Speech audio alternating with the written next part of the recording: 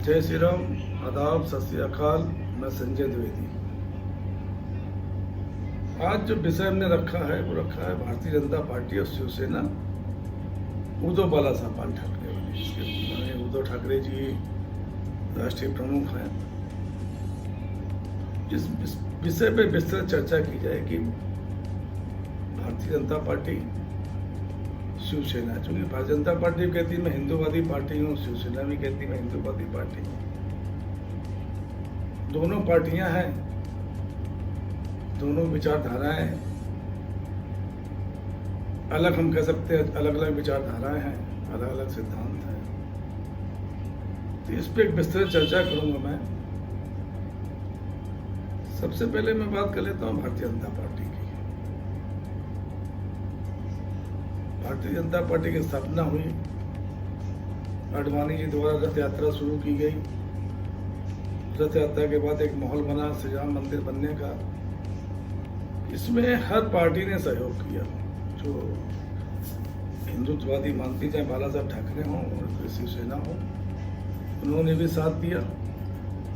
और बल्कि यहाँ तक कि साथ दिया कि माननीय अटल बिहारी वाजपेयी ने गठबंधन किया। लगभग 30 सालों तक गठबंधन चला। 2014 से पहले तो सब ठीक था। 2014 में शिवसेना और भाजपा अलग अलग लड़ी, लेकिन बाद में शिवसेना से गठबंधन हो गया। महाराष्ट्र की बात कर रहा हूं मैं, गठबंधन हो गया। इसका 2019 में चुनाव फिर होते हैं। अब की बात दोनों ने साथ साथ चुनाव लड़ा, लेकिन अब क्या क्या दिक्कतें थी, क्या बात थी कि दोनों पार्टियां अलग अलग हो गई और शिवसेना ने कांग्रेस और एनसीपी से मिलकर सरकार बना ली। देखिए यार, संविधान है, संवैधानिक वो है, पार्टी अपनी स्वतंत्र होती है कि हम किसके साथ सरकार बना लेंगे। तो उन्होंने सरकार बना ली, 2.5 साल चली। उसका सभी को मालूम, उस पर मैं विस्तृत चर्चा करूंगा आगे। पहले मैं भारतीय जनता पार्टी की बात करता हूँ। भारतीय जनता पार्टी का एक निर्णय रहा है, आदर्श रहे हैं माननीय अटल बिहारी वाजपेयी, जो कभी एक सीट को लेकर उन्होंने संसद भवन प्रधानमंत्री पद से इस्तीफा दे दिया था। लेकिन 2014 के पास भारतीय जनता पार्टी की जो, चूंकि जिस समय जो भारतीय जनता पार्टी चल रही उसी पर हम चर्चा कर सकते हैं, उसी पर चर्चा करनी चाहिए। 2014 के बाद जो भारतीय जनता पार्टी का स्वरूप आया, वो स्वरूप थोड़ा सा ऐसा स्वरूप था कि हमको हर जगह सरकार बनानी है। ठीक है, सरकार बनानी है, लेकिन सरकार बनती है वहाँ के मतदाताओं द्वारा, वहाँ के जो जनजीवन है, जो रहने वाले लोग हैं, आपकी नीतियाँ कैसी हैं, किस तरह की हैं, उसके आधार पे आपके विधायक चुने जाते हैं और सरकार बनती है। जम्मू कश्मीर में चुनाव हुआ, पीडीपी अलग अलग लड़े, लेकिन बाद में पीडीपी सब सरकार बना ली जम्मू कश्मीर में। फिर उत्तर प्रदेश में माननीय मायावती जी के साथ सरकार बनाई। इसी तरह बिहार में राष्ट्रीय जनता जेडीयू से सरकार बनाई। जेडीयू ने पहले आरजेडी संग चली गई थी, फिर थोड़ी सरकार बनाई, सरकारें बनाई। अब दिक्कत क्या है कि सरकारें बनाई, लेकिन इन दलों से इनका कोई नाता फिर नहीं रहा। जेडीयू आज है, कोई बात नहीं, लेकिन शिवसेना से भी सरकार बनाई थी, 30 साल तक गठबंधन किया और सरकार, इसका गठबंधन अलग हो गया। अकाली दल थे, ऐसे बहुत से दल हैं जो अलग हैं।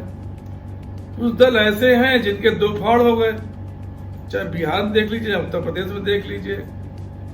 बिहार में कभी चाचा जी का साथ, कभी भतीजे का साथ। ये एक वो रहा, तरीका रहा भारतीय जनता पार्टी का। इस समय के जो हमारे माननीय नेता लोग हैं, जो सरकार चला रहे हैं, जो सरकार देख रहे हैं, उनका ये रहा। अब मध्य प्रदेश में आई है, पश्चिम बंगाल में आई है, मध्य प्रदेश, कर्नाटक में आई है, तो कुछ ऐसी जगह ये भी स्थितियां पैदा हुई कि उनके विधायक तोड़ लिए। महाराष्ट्र में भी यही हुआ कि विधायक तोड़ के सरकार बना ली। दल बदल कानून का कोई मतलब नहीं, क्योंकि पूर्व सरकारों ने दल बदल कानून बनाया था कि 2/3 मेजोरिटी से कोई भी दल टूटता है तो वो एक दल कहलाएगा। तो मैं इसमें एकनाथ शिंदे को शिवसेना नहीं कह सकता हूँ, ये चीज कहना गलत हो जाएगा। क्योंकि चुनाव आयोग ने जो हमारे हिसाब से, मैं निष्पक्ष बात कर रहा हूँ, हमारे हिसाब से जो निर्णय दिया चाहे एनसीपी के लिए दिया हो, चाहे शिवसेना पार्टी के लिए दिया हो, निर्णय समझ में नहीं आ रहा, निर्णय उचित नहीं था। तो हम तो नहीं मानते इस चीज को, क्योंकि पार्टी का गठन होता है, पार्टी गठन के बाद चुनाव आयोग चुनाव चिन्ह देता है, लेकिन उन्होंने न पार्टी गठन किया ना कुछ किया, सीधे सरकार में शामिल हो गए। तो ये चीज इस समय हो रही 2014 के बाद, इस तरह की परिस्थितियां जो आई हैं, कहा एक वोट बैंक से सरकार नहीं बनी अटल बिहारी वाजपेयी ने। अब हम शिवसेना की बात करते हैं, शिवसेना उद्धव बाला साहब ठाकरे की बात करते हैं। संगठन पूरा छीन लिया भारतीय जनता पार्टी ने, चुनाव चिन्ह भी ले लिया, लेकिन चूंकि बाला साहब ठाकरे के पुत्र थे, उनके अंदर बाला साहब ठाकरे के गुण हैं, उन्होंने उसी पे क्यों संगठन तोड़ा गया, ये भी समझ लीजिए पहले आप। क्योंकि भारतीय जनता पार्टी चाहती है कि उसके साथ जो रहे वो उसकी उसमें रहे, मुट्ठी में रहे, मुट्ठी में रखना चाहती है हर दल। मैं उदाहरण में दे देता हूं, बिहार में देखिए, पहले चाचा जी के साथ सरकार शामिल किया, उनको मंत्री बनाया, अब भतीजे को मंत्री बना दिया। आप अगर हमारे दल में हैं तो हमारी सुनेंगे, हमारे अपने मन से कुछ नहीं करेंगे। खैर उद्धव बाला साहब ठाकरे ने गठबंधन कर लिया, 2.5 साल सरकार चली, इसके बाद तोड़फोड़ करके सरकार गिराई गई, जो आज एकनाथ शिंदे है मुख्यमंत्री हैं। अब मैं बाला साहब की थोड़ी सी बात करता हूं। बाला साहब भारतीय जनता पार्टी कमलाबाई कहते थे। बाला साहब ठाकरे कार्टूनिस्ट थे और मुखर वक्ता थे, मुखर वक्ता थे। किसको क्या बुरा लग रहा नहीं लग रहा इससे उनका कोई नहीं होता था।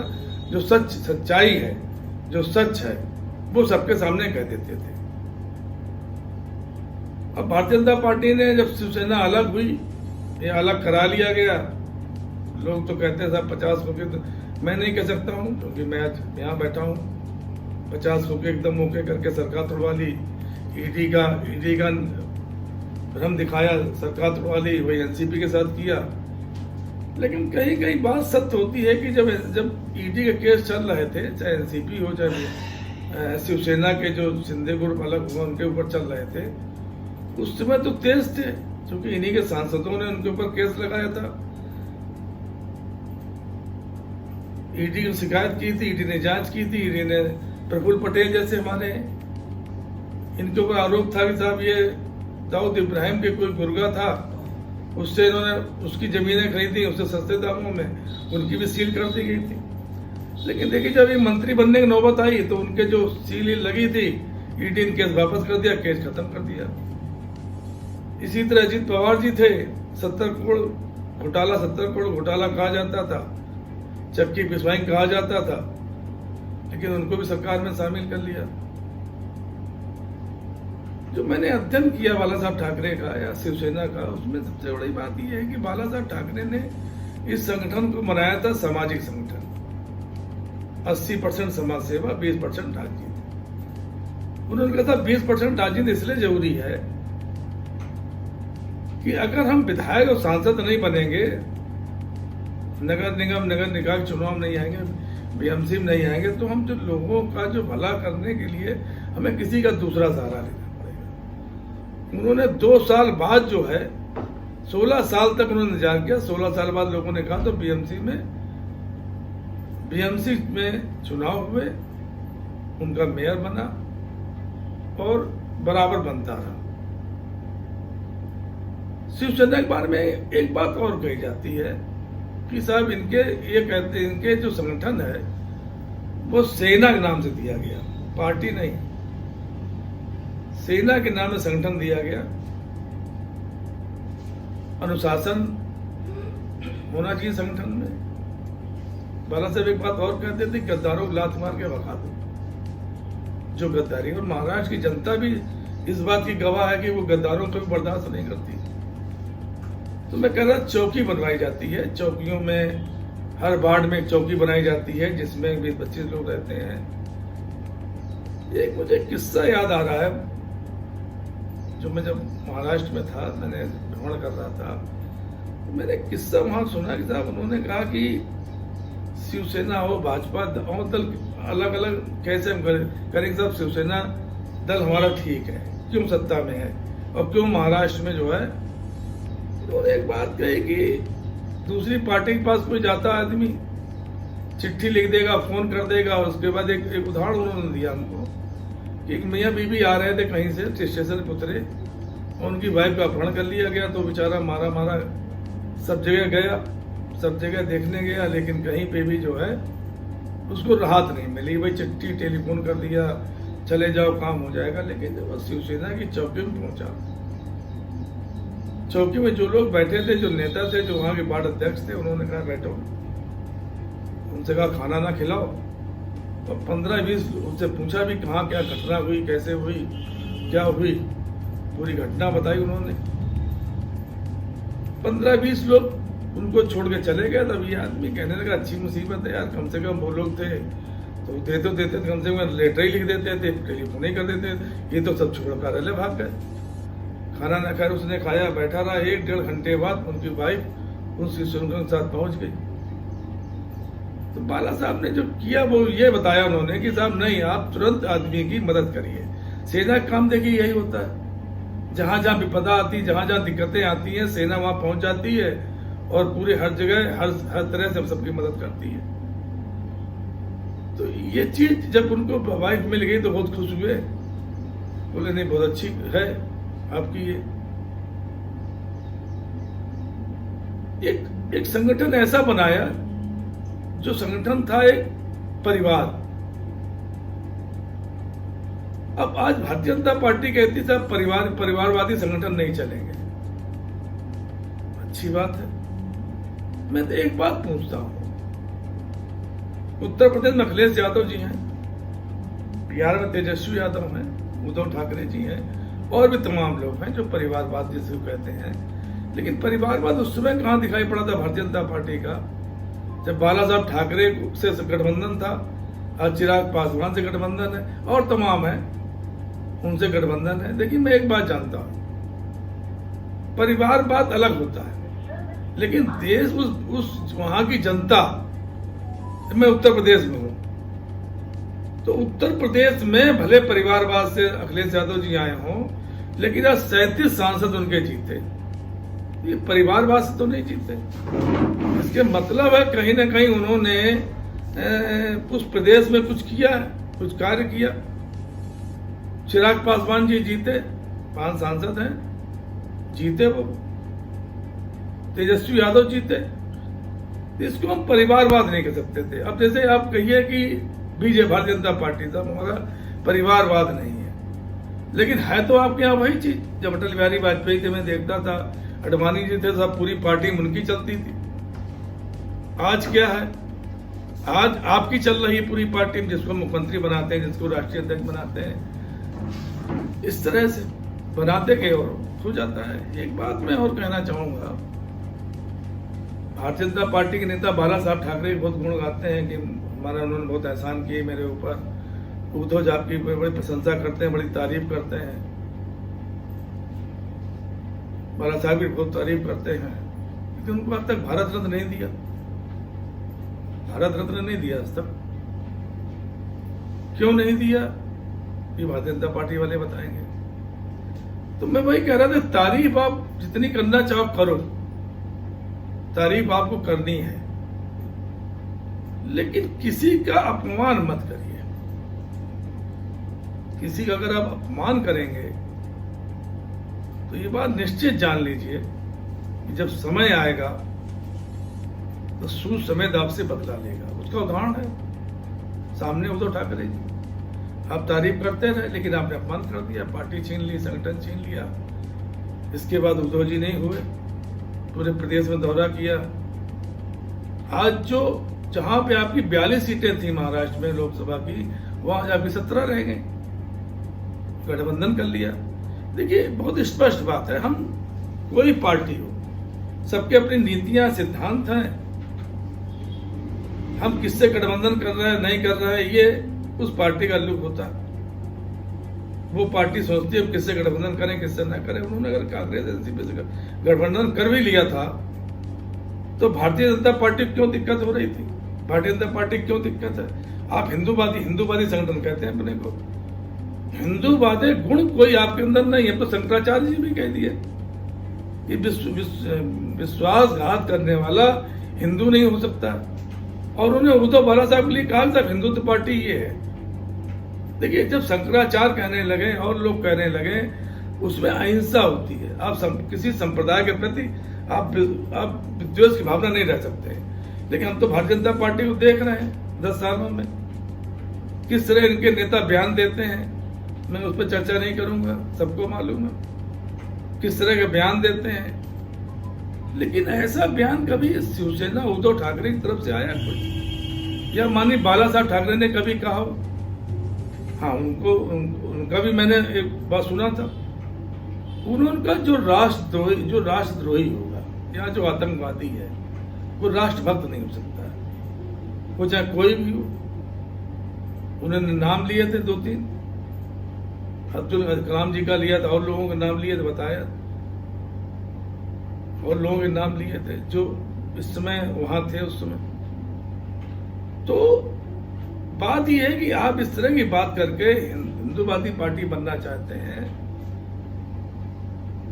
ये चीजें जो हैं ये समझ में नहीं आती हैं। आज शिवसेना उद्धव बाला साहब ठाकरे की आपने जो भी किया, ये आपके कृत्य में नहीं आना चाहिए था। किसी को पार्टी को तोड़ना, किसी को जेल भेज देना, अपने अरविंद केजरीवाल को जेल भेज दिया, उनकी पार्टी के बहुत से नेताओं को जेल भेज दिया कि पार्टी खत्म हो जाए। अपमान पे अपमान करने जा रहे हैं। इसी तरह झारखंड में आपने मुख्यमंत्री को जेल भेज दिया, आपने अपमान करते जा रहे हैं। अरे किसी प्रदेश का मुख्यमंत्री है, आप अपमान उसका नहीं कर सकते। दिल्ली के मुख्यमंत्री हैं, उनका अपमान आप नहीं कर सकते, उनके मंत्री का अपमान नहीं कर सकते हैं आप। लेकिन आप कर रहे हैं, चूंकि आप जानते हैं पीएमएलए कोर्ट में किसी की जमानत होती नहीं है, आपको मालूम है। संविधान ज्ञाता है, आप संविधान की कसम खाते हैं, संविधान को दंडवत प्रणाम करते हैं, और संविधान में लिखी हुई चीजों को भारतीय जनता पार्टी भूल जाती, दल बदल कानून भूल गई। तो इस तरह की जो चीजें हैं, आज अपमान करेंगे किसी का तो उसका बदला होगा। आज उद्धव बाला साहब ठाकरे अगर अपने अपमान का बदला ले रहे हैं, और लेना चाहिए, जो हमारा अपना है, कहना है, लेना चाहिए। उन्होंने जो लोकसभा चुनाव में जो दिखाई अपनी स्ट्रेंथ, वोट बैंक आदान प्रदान हुआ और 30 सीटें जीत के आ गई। अब वहां पे विधानसभा चुनाव होने वाले हैं। बहुत से लोग कह रहे हैं साहब गठबंधन नहीं हो पाएगा, वो अलग लड़ेंगे, वो अलग लड़ेंगे। लेकिन ये जो हमें लग रहा है, क्योंकि महाविकास अघाड़ी अब तो इंडिया गठबंधन बन गया है, महाविकास अघाड़ी के हिसाब से चुनाव लड़े थे, चुनाव सरकार बनाई थी, सरकार चली, लेकिन किसी एनसीपी और किसी इन्होंने गठबंधन से समर्थन नहीं लिया कांग्रेस ने। मुख्यमंत्री उद्धव ठाकरे बने। मुझे एक बात और याद आ रही है, तब मैं अपनी बात वाणी का विराम दूंगा। मुझे एक बात याद आ रही, बाला साहब ठाकरे ने कसम खाई थी अपने समय में। तो शायद एक फोटो है, उनकी फोटो आप देखें तो उनकी दाढ़ी बड़ी हुई थी। उनकी दाढ़ी बड़ी होने की वजह से चौथी कसम उनकी थी। 3-4 कसम खाई थी उन्होंने कि जब मैं कोई राजनीतिक पद नहीं लूंगा। एक चौथी कसम थी जब तक दाढ़ी नहीं कटाऊंगा, जब तक हमारी सरकार नहीं बन जाएगी। 2019 में वही उद्धव ठाकरे ने अमित शाह से मिलकर प्रयास किया, सरकार नहीं बनने दी, सरकार बनाने के मूड में नहीं थे, लेकिन पार्टी तोड़ दी। अब देखिए आप, अगर आपने पार्टी तोड़ दी तो नुकसान किसका हुआ? ठीक, हम तो खत्म हो गए थे। उद्धव ठाकरे जी की पार्टी खत्म हो गई थी, लेकिन मेहनत से लड़े, जनता ने साथ दिया। तो मैं यही कहना चाहता हूं, अगर हिंदूवादी पार्टी आप हैं, दोनों को मैंने आकलन किया, दोनों विस्तृत मैंने परीक्षण किया। एक तरफ आपके नेता उलझुल बातें करते हैं दूसरे संप्रदाय के लिए, दूसरी तरफ शिवसेना उद्धव बाला साहब ठाकरे की, ऐसा कुछ नहीं। राम मंदिर को आप मुद्दा बनाते हैं वोट बैंक के लिए, लेकिन वो शिवसेना वो मुद्दा नहीं बनाती है, वो आस्था का प्रतीक मानती है, विश्वास मानती है। इसी वजह से जो मुझे लग रहा है, अब बद्रीनाथ सीट हार गए, उत्तराखंड में है, अब अयोध्या उत्तर प्रदेश में हार गए, और सीटें अब ऐसे हारे। जनता सबसे बड़ी आज जनता जागरूक है, जनता देख लेती है कि आप हिंदूवादी हैं, कि उद्धव ठाकरे जी हिंदूवादी हैं, संगठन आपने तोड़ दिया, संगठन तोड़ के आपने तोड़ दिया, सोचा मुझे फायदा हो जाएगा, मैं सिंधियों को ले आऊंगा, लेकिन हो गया आपका नुकसान।